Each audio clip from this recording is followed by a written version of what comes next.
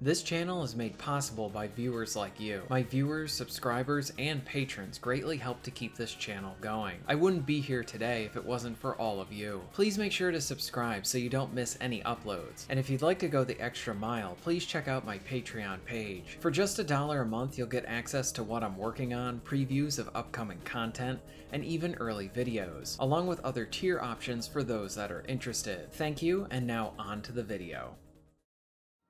There are many great franchises that I remember from my childhood that honestly in some way should still be around today, whether that should be through a new entry or even remastering some of the old favorites to allow for an easier access to them, or as a way to touch them up a bit with modern hardware.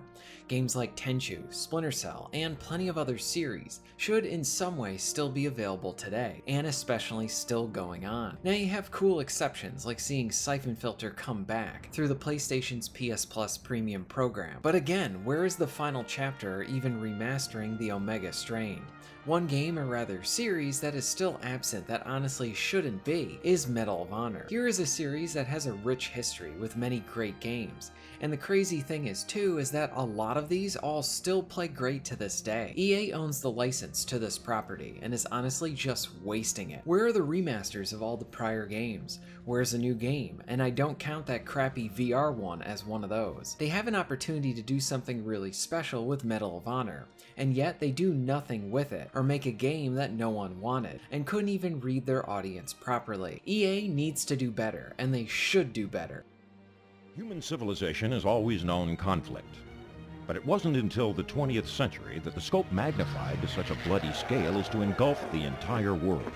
In the aftermath of the war to end all wars, Adolf Hitler and his Nazi party fanned the flames of a broken and dispirited nation, rebuilding the country from the ashes of the Versailles Treaty into a fascist juggernaut that seemed unstoppable.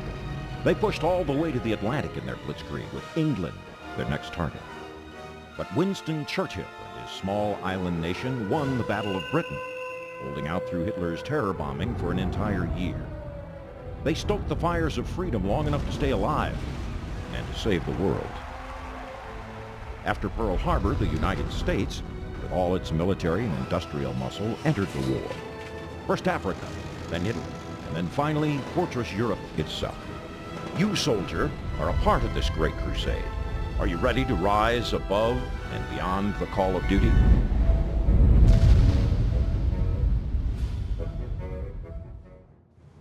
When you take a general look back at the Medal of Honor titles, you might initially say, these were some really great war games back in the day, and while the titles primarily tackled World War II with some in modern day, they were solid to great war games. But one aspect that I love about some of my favorite Medal of Honor games is how you are a special agent, working through and around many of the big battles of the war. You get to play as that one soldier, that one agent, and while small, it gets to contribute to making a huge difference. Plus, as someone who is a huge fan of James Bond, the secret agent aspect to Medal of Honor gave off those vibes too. Pulling the player in with the allure of needing to do something top secret adds another layer of specialness to the entire thing. How are you going to beat the odds to complete your objective? As this translates to gameplay, it can create some really interesting and very memorable situations. The first game has you disguised as a German officer, and enemies will stop you as a means to check your credentials. You'll need to show them your papers along with working in the shadows with silenced weapons whenever possible. Now sure, the game does give you the freedom to break your disguise and go more open and direct, but this level provides the player with less ammo, so a loud option is available for sure.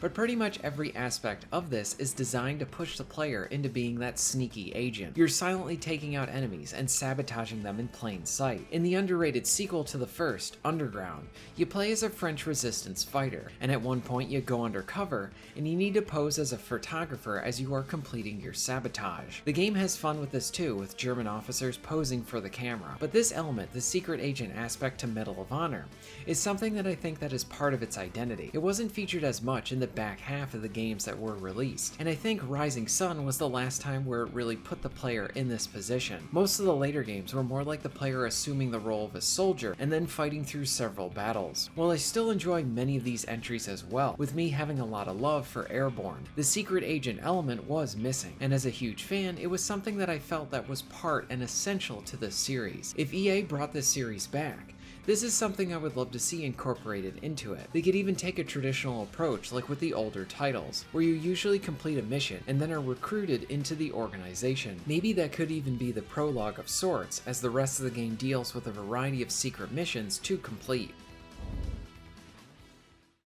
Good morning, Lieutenant. I'm Colonel Hargrove from the Office of Strategic Services. I'll get right to the point. The OSS was formed 2 years ago by presidential order to serve as the intelligence branch of the United States military. Our mission is anything and everything. Espionage, sabotage, subversion, search and rescue, you name it, we do it. Now, from time to time, we recruit people from outside of the regular ranks, especially if they've got a particular skill we need. Like you, Lieutenant Patterson. What you did last Monday got our attention. I know you consider yourself just another anonymous pilot in the Transport Corps, but taking out a half a dozen of the Wehrmacht and then sneaking back into friendly territory is quite an impressive feat of soldiering by anyone's measure. I had your records from basic and OCS pulled. Your instructors gave you high marks for weapons and munitions training. You were the top marksman in your class, excellent leadership skills, noted for being especially smart and resourceful. I also had your university transcript pulled. You were just one semester away from getting it. Now there are of course many other elements that make the Medal of Honor series so special too. It has a level of authenticity that brings that gravity of the conflicts, while also still being a game you can have fun with. Most of the entries are teen rated, and they still feel just as intense as an M-rated game, even without all the blood and gore. I think much of this comes from the excellent atmosphere. The first level of the entire series nails this, as you hear a greater conflict going on as you're completing your smaller but equally as important mission. The sound from the environment, and especially the guns, add that punch you want from a shooter. You feel the weight and feedback while using them, along with the impact being most impressive, especially in the early entries. The first game sets a gold standard, with the enemies having really good AI. The impressive amount of reactions that they have is something that honestly beats many modern games today. You can pop off their helmet, watch as they try to hit you as they are wounded, react to everywhere you shoot them, and much more, along with even situations of them picking up thrown grenades and even tossing them back at you. If and when Medal of Honor returns, whoever is developing it needs to incorporate these elements as well. Another thing too for a new game within this series, whoever gets to make a game like this again needs to remember the respect that these games gave to the ones who fought and died. The level of respect many of these games provided was very much the same that you would find in the best pieces of entertainment and other mediums, like for TV with Band of Brothers. I think a new Medal of Honor game would highly benefit from being a bit more old-fashioned, maybe in its design and especially from its tone, because I think we all could use something old-fashioned now, especially if done right. Good morning, Mademoiselle Baptiste. My name is Colonel Hargrove. I'm from the Office of Strategic Services. I heard you've been looking for us. To be honest, we've been looking for you. We just didn't know it. Now, I'm sorry to be crass, but while we've been aware of your brother Jacques for some time, we had never heard of Manon Baptiste until you made contact with our station chief yesterday morning. We knew your brother occasionally worked with another resistance member. I'm just sorry to say that I assumed it was another man. He was wise to keep your identity a secret. I've seen several good operatives denounced by people they thought they could trust. I honestly could go on for hours with how much I love this series, and I only really just touched on some aspects here with this video.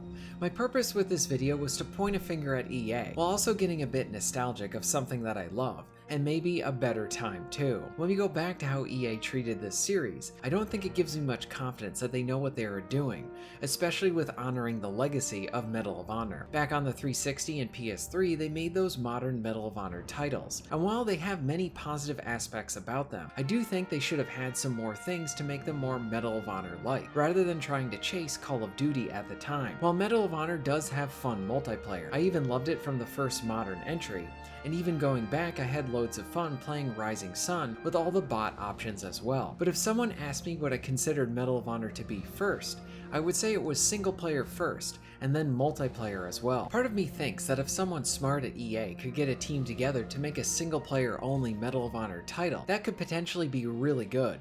Do not try to compete with any of the live service or multiplayer games now, and don't even become it. Be something a bit more old-fashioned, and have it be a World War II game.